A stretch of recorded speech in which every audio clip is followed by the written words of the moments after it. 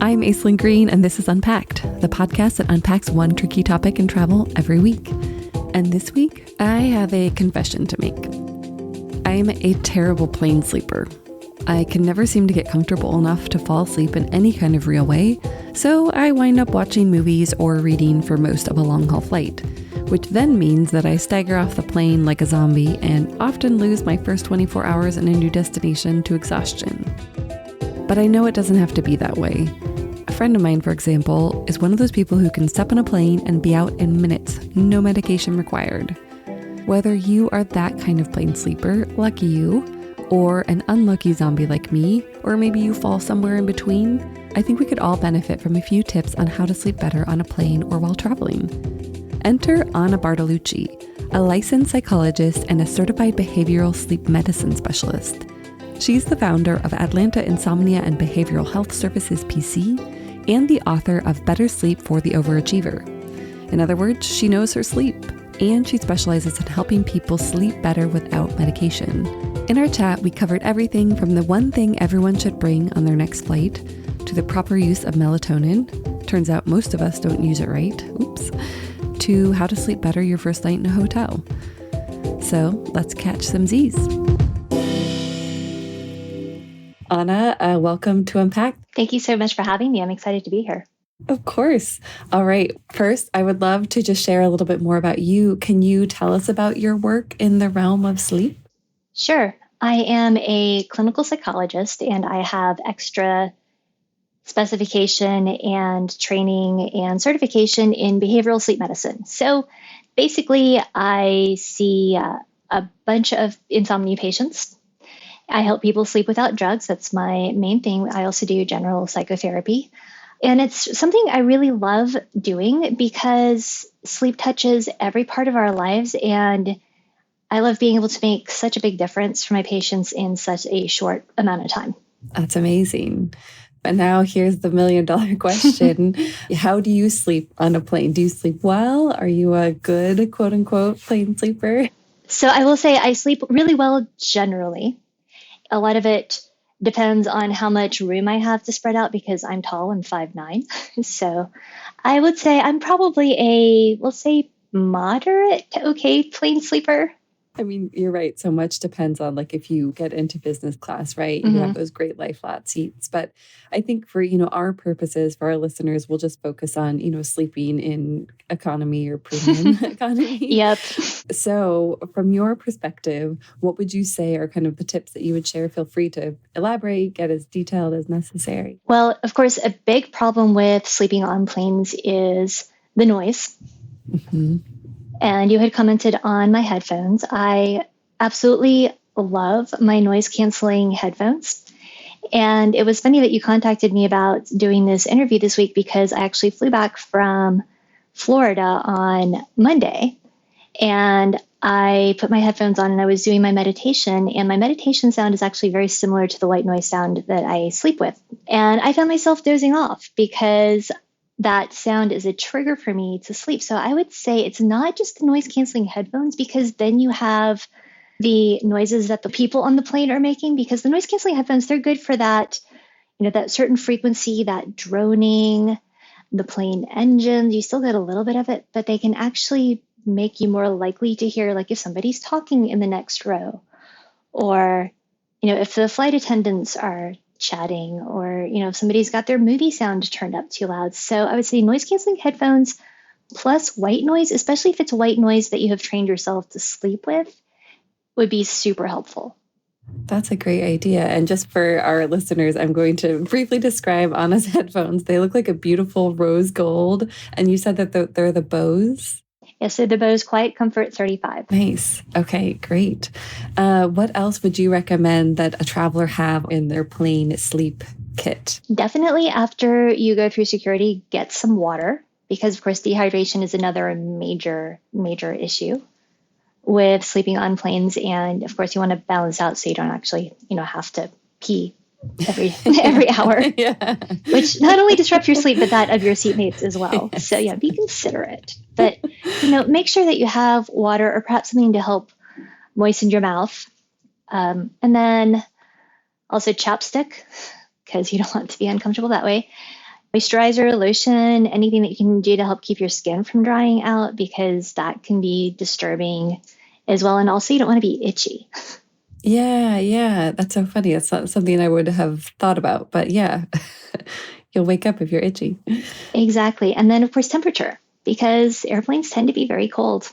And even if you don't have a little thingy blowing on you, it can be uncomfortable. So I would say don't necessarily count on airlines blankets, because they tend to be kind of thin. They're nice and soft, but they're thin. So make sure that you have like a sweatshirt, and also, some comfy socks, some comfy thick socks. Do you use a neck pillow if you're, if you were on a long flight? Do you use those? I used to not, but I probably would if I were to go on a long international flight at this point, because that's the other thing, because there's really no good place to put your head.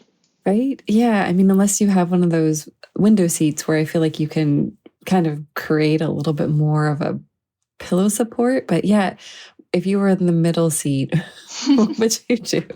Would you say a neck pillow is key to that?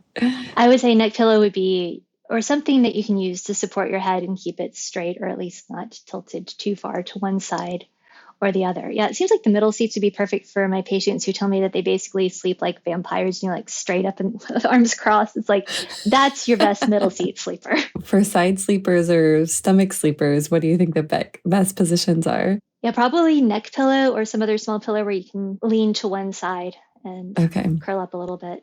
But again, that would be really hard to middle seat. So make sure that you like your seatmates. Yes. You mentioned hydration and dehydration. And I know that, everyone always says don't drink on the plane. So A, is that what you would recommend? And B, I'm one of those people who loves to have one of those little like plain cocktails. Alaska has the little stowaway old fashioned. So say you did indulge in a cocktail, is there any way to recover and still sleep relatively well? So definitely do just one. Yeah. And then go ahead and watch a movie and sip water through the movie to balance yourself back out. But yes, definitely don't go overboard, and also maybe don't go overboard then on the airplane food, which is of course super salty. So perhaps bring something that you could eat that would not be super high in sodium. Okay.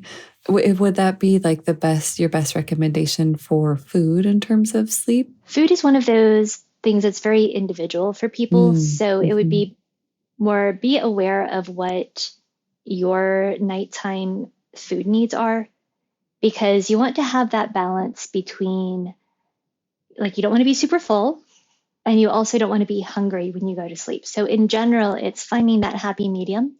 And so for sleep in general, we suggest having something that has both carbohydrates and protein. So the carbohydrates, so it's satisfying, and the protein, so that you don't end up with a blood sugar spike.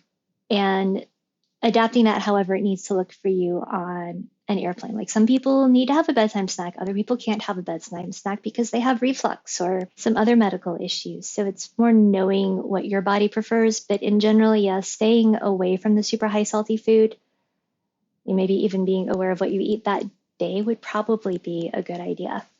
And also, people often ask me, well, what about taking sleep medication on planes?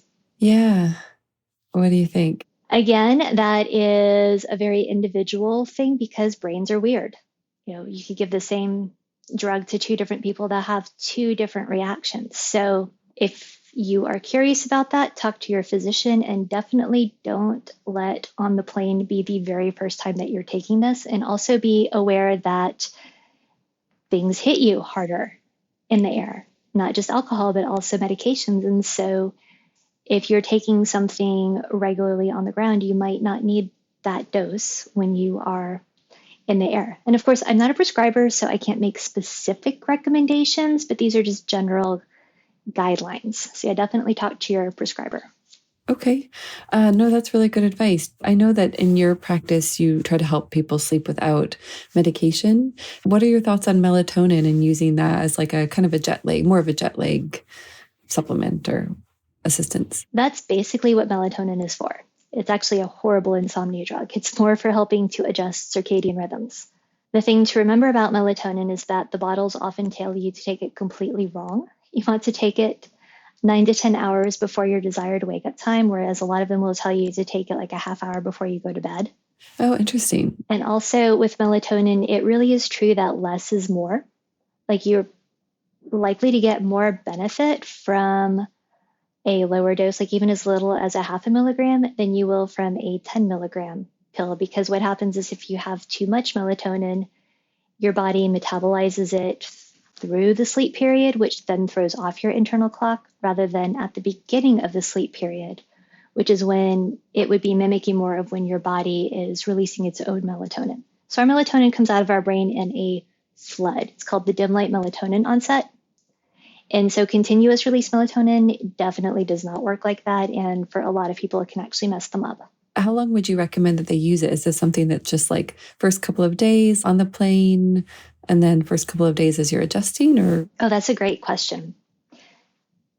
Definitely, you don't want to use it every single night for 20 years, which is how a lot of my patients end up using it. And so we work them off of it. Yes, so it would just be for a few days to help you to get adjusted. I see. And then would you stop when you're feeling relatively like, okay, I'm on this time zone, I'm not falling asleep during the day anymore? Yeah, it would be more like monitoring your own reaction to it. But generally, most people are able to adjust both with melatonin, but then also with light exposure, because a lot of circadian rhythm management is light management. And light, of course, being natural sunlight, that's our body's main signal for when it's time to be awake. So if you're going to be, for example, traveling to the West Coast, you would want to put on sunglasses and have less light in the morning before you leave your Eastern time zone, and then more light in the afternoon to help adjust later. And then the opposite for when you're coming back. Would you, as part of that, kind of recommend that people get on the sleep schedule of their time zone? Yes, aligning as much as possible when you start your travels. That would be ideal. And of course, on airplanes, they serve meals at all the wrong times for that. Yeah. Just do the best you can. Okay. You mentioned light exposure. And so I was just curious, of course, everyone's watching movies on planes. Do you have any tips for using screens wisely and realistically, I guess? Yes, the Venn diagram of wisely and realistically it's a very narrow middle part there. Yeah, that's a hard one. I would definitely say if you're traveling west where you're going to be on a later schedule, then using screens later is fine on the plane because you're helping yourself. However, if you're traveling east, you would want to minimize that. What if you have like blue light blocking glasses? Does that do enough? It will probably help. I don't know if it would completely negate it, but then again, one night of watching screens on the plane is also probably not going to screw you up entirely for the rest of your trip. Yeah, it's one of those things you don't want to be super anxious about sleep, because the more anxious you are about it, the less likely it is that you're going to be able to sleep. So like you said, do it wisely, do it in moderation. Maybe watch one movie rather than binging an entire TV series on the plane, for example. Yes, I tend to be that type of plane sleeper. I have to admit, I don't sleep well, and then I just have those crazy zombie eyes when I watch all the TV. So yes, the moderation, I love that. That's really good advice. If you could just pick one of those things that someone were to do, is there one that you think helps more than any others? That's a hard one to answer because it would depend on the person. Like what bothers them the most? Like what prevents them from sleeping the most if they were at home? Right. Or, if in their experience, what prevents them the most from sleeping on planes? Like maybe some people are fine with the noise, but if their head isn't aligned, they're just not able to go to sleep. Or, maybe somebody is, they're fine with sleeping in a very weird, curled up, uncomfortable position, like my cat. But, they can't be itchy. So yeah, it's, pick which one you think will disturb you the most. But I think for most people, it probably is the noise.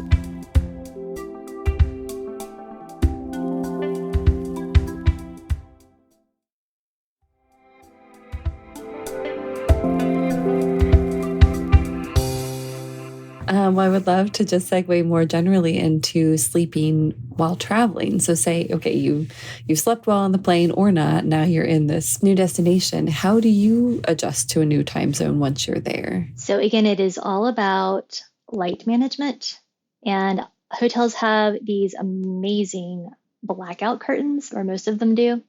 But if you're trying to get on a new time zone, then having the curtains open at least a little bit in the morning so that you can get that light signal will be super helpful.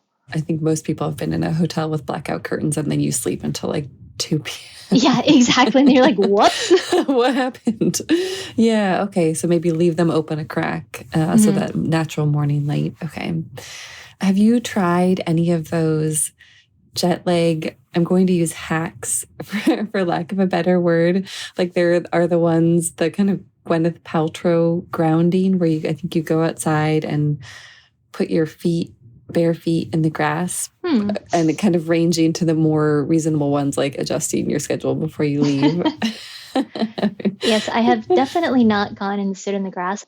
The one that I have done is the trying to adjust the schedule prior to going with using melatonin even a few days beforehand to start tugging the schedule earlier. I mean, you end up having maybe some tired nights, but it also gives you a chance to see how you respond to melatonin before trying it while you're away. That's a good point. How would you adjust that? Like, are you adjusting your schedule an hour each night? The way that I typically recommend is to take the melatonin at what will be your bedtime, but adjusted for the time difference. So, for example, if you're going someplace that is 6 hours ahead and you plan on keeping a 10 o'clock bedtime, you take the melatonin at 4. So again, just a couple of days beforehand, and then when the day you travel. It's definitely something that has worked for me that I've seen work for my patients as well. But as always, ask your doctor before starting a new medication. Yes, definitely. So one thing that I often struggle with is actually sleeping in a new bed, especially the first night or two. And I read a story recently that talked about that's because our brains are wired to be in protection mode. Do you have any thoughts on that, or kind of adjusting to a new just sleep environment? I agree. That can be an issue for some people. And I've noticed, especially as I've gotten older, not that I'm that old, I'm in my 40s, but I have definitely gotten more sensitive to sleeping in hotels the first night. And I would say white noise is a big help with that because it will help to block out the doors closing and people in the hallway and other little noises that may not have woken you at home, but are more likely to wake you while you're away because, yeah, your brain is a little bit more on alert. What white noise do you use? I use an app that allows me to do a mix of white noise. And so it's basically a bunch of very steady kind of water sounds and white noise and just something really super soothing and simple, but that doesn't have a loop. Because sometimes if people are listening to a white noise that has a loop, they'll start anticipating the loop starting over, which doesn't help. So like they're anticipating it while they're sleeping, or if they're struggling to fall asleep? If they're struggling to fall asleep, yeah. they'll lay there and listen to it and get annoyed. All right, no loops, no white noise loops. Exactly. Do you have any other kind of thoughts on just sleep as it relates to travel? Other suggestions once you're in your destination that may help or harm, things to avoid? Okay, so my main hotel sleep hack is actually to bring a humidifier with you. For this most recent trip, my husband found probably on Amazon or Target or something, this little bitty humidifier that you just fill up with hotel water, and it worked great. And that's really good because, of course, hotels also tend to be super dry. And if you are sharing the bed with a snorer, it can actually help.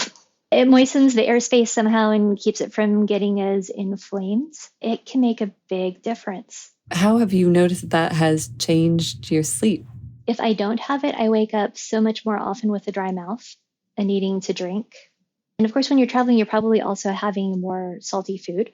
So you're more likely to wake up anyway. And so think about it as not making it a miraculous sleep improvement, but anything you can do to help incrementally make sleep better will still help. The other one I do is that I either have a little pillow that I bring with me or a crocheted blanket that I bring with me. And both of those smell like home. And the blanket I really like because, of course, hotel pillows, there's that joke that, 1 is never enough and 2 is way too many. Yeah. Yes. And so having the blanket allows me to adjust the height of my sleeping surface. Nice. Yeah. Yes. Yeah. Unless you're staying in one of those hotels that has the pillow concierge. I've only seen a few of those, but they have like a pillow menu. Wow. I know it's next level because I actually have seen, it seems like hotels are trying to get in on this sleep game to help travelers sleep better. And I've actually been curious to know, I have not, availed myself of any of those, but I'm curious to know how much it does really improve travelers' sleep to use some of those services. I don't know. And I think it's really interesting because one thing they're taking advantage of is if people have trouble sleeping, a lot of the times they'll sleep better outside of their home environment because they don't have all of the Oh, anxiety of insomnia associated with that novel place. And so I'm wondering if these hotels, especially the ones that are really heavily advertising, come here and get a good night's sleep, and that's why you go there, are yeah. taking advantage of these behavioral associations. And so I'd be really curious to see how that all pans out. But when my colleagues and I saw that, we were like, yep, that's exactly what they're doing. That is so interesting. So people who have insomnia may actually sleep better in a new environment. Yes, sometimes they sleep worse, but I think a lot of that is because they're so anxious about their sleep already. And so they're Yeah. anticipating they won't sleep well. But this Okay. is a good opportunity to practice beginner's mind. It's like, okay, we don't know what's going to happen. Let's just see. Do you find that sleep meditations help some of your patients? The thing with sleep meditations is if you're doing them before bed, they can be great at winding down. However, you don't necessarily want to listen to them as you are falling asleep because what you're doing is training yourself to become dependent on them. And then what happens if the app goes away, or if here in Atlanta we have tornadoes, we have the occasional hurricane, we have the occasional ice storm, and the power goes out? What if you can't charge your device? So typically we prefer to make sleep as simple as possible. Well, I was actually curious, and this is outside of the realm of travel a little bit, but how do you think we are sleeping as a culture right now? We have this really interesting contrast of the fact that there has been so much more attention put on sleep. Like, for example, Matthew Walker's book, Why We Sleep, and his TED Talk has been really good about educating people on sleep and also making them super anxious about whether they're going to die tomorrow if they don't get 8 hours every single night. Yes. I know the next sleep convention I go to with him, I'm going to have to buy that man a drink because I've gotten some business because of that. So we have this one, super hyper awareness, and of course all of the different devices to help you track your sleep, which by the way are not accurate.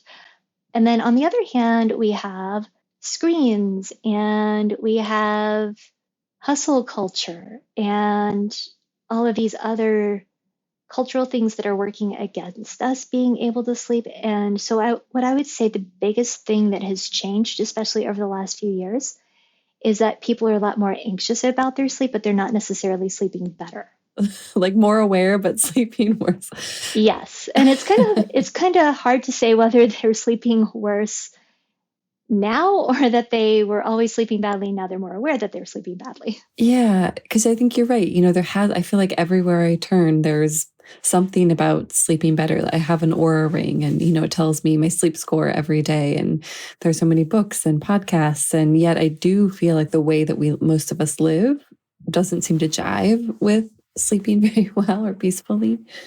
So you mentioned that you feel like devices aren't super accurate. Do you want to elaborate on that at all? They are good for some things. So, for example, if you're concerned that you move around a lot at night, or you want to get a general sense of how things are going, that's fine. But as for the very specifics, like there is no way your Aura Ring, for example, can tell you whether you're in light sleep or heavy sleep, or definitely not REM sleep, because the only way something's going to be able to tell if you're in those sleep stages is if it's reading your brain waves. So these devices essentially are checking your movement, your position, and your heart rate, and putting it into some proprietary algorithm that is associated with certain things. So for some people, they can be helpful, but for a lot of people, they end up causing more anxiety. Like, what if you wake up and you're like, wow, I feel awesome this morning. That must have been a great night of sleep. And then you look at your device and it's like, they're going to give you a 60. You got a D- on your sleep last night. Then you start feeling bad, or you start looking for, oh, well, do I really feel that good? I'm not sure. There was that one time I woke up and I turned around for a little bit. So again, it depends on the person as to whether those things can be helpful. Mm-hmm. Okay. Yeah, that's good to take these things with a grain of salt. What do you think most people get wrong about sleep? Ooh, the sleep myths. Yes. The big one I see is that people, of course, hear that you should go to bed at the same time every single day. However, a lot of people will end up going to bed whether they're sleepy or not, but then they end up, if they're not sleepy, lying awake in bed, which then feeds the underlying sleep problem or can lead to an underlying sleep problem. So we recommend that you wait until you're sleepy before you go to bed and then keep wake up time consistent, because that is where your circadian rhythm anchors. Okay. Yes, I feel like every story about sleep is like, go to bed at the same time. Mm-hmm. Anything else that you would want to share about sleeping or sleeping while traveling that you think would be helpful for listeners? I would say the important thing, especially with all of this sleep information out there, is to practice that beginner's mind around sleep. To say, okay, I'm not going to put pressure on myself one way or the other, because then, of course, a lot of what happens is that people get super anxious about, well, if I don't sleep tonight, how am I going to function tomorrow? And I can tell you at this point, from having looked at probably tens of thousands of sleep diaries, that how we feel during the day is not 100% correlated with what happens at night. There are other things that feed into how we feel during the day. So it's not all sleep. So yes, sleep is important, but stay balanced and mindful about it. I love that. You had mentioned the book. Are there any kind of resources for people who might want to investigate sleep a little bit more that you recommend? Oh, well, of course, I have written a wonderful book called Better Sleep for the Overachiever, because I have seen that personality type so much in my practice. And so finally, I decided to take 10 years worth of experiences and conversations and advice and distill it into a book. And so it is partially about sleep, but it is also a lot about the other things that people in general, not just overachievers, that feed into sleep problems. Like, for example, there is a chapter called Relaxation for people who can't relax. So that, yes, Better Sleep for the Overachiever. You can find it anywhere books are sold. It is available in paperback, ebook, and audiobook, narrated by me. So if you find my voice soothing, you can listen to it before bed. Your voice is very soothing. Oh, thank you. And you can also find me on Instagram at PsychUp Academy, where I talk a lot about sleep and also other daytime things like procrastination, because of course, helping people sleep is also helping with a lot of habit change. And so I've really dug into procrastination and even have a course now. So yes. It sounds like you're very passionate about your work. I am. I love helping people to live and be their best selves. Well, thank you, Anna. I really appreciate your time and all your wisdom. And yes, we will share links to your books and audiobook and everything in the show notes. So thank you again for being here. Thank you so much, Aislyn. I really enjoyed it. Anyone else out there feel a bit more hopeful about sleeping on their next long-haul flight? Me too. Thank you, Anna, for your wisdom. We'll link to all the resources she mentioned, including her book and the website for Atlanta Insomnia and Behavioral Health Services, PC, in our show notes. That's it for today's episode, but before we wrap, I'd like to share the answer to last week's question, which was, where does the word map come from? Is it Sanskrit for road or path? Is it Arabic for view or horizon? Is it Greek for disc or plate? Or is it Latin for napkin or towel? The correct answer is Latin for napkin or towel. Yep, so remember to bring a napkin along on your next trip to Roma. We're taking a break from trivia this week, but next week we'll be back with a new segment called How Do You Say That? We'll bring in fluent or semi-fluent speakers of a language, and they'll introduce us to a word or phrase that may be helpful in our travels. They'll define it, teach us how to say it, and how to use it just like a native speaker would. Ready for more unpacking? Visit afar.com and be sure to follow us on Instagram and Twitter. The magazine is at Afar Media. If you enjoyed today's exploration, I hope you'll come back for more great stories. Subscribing makes this easy. You can find Unpacked on Apple Podcasts, Spotify, or your favorite podcast platform. And be sure to rate and review the show. It helps other travelers find it. This season, we also want to hear from you. Is there a travel dilemma, trend, or topic you'd like us to explore? Drop us a line at afar.com/feedback or email us at unpacked@afar.com. This has been Unpacked, a production of Afar Media. The podcast is produced by Aislyn Greene and Nikki Galteland. Music composition by Chris Collin. And remember, the world is complicated. We're here to help you unpack it.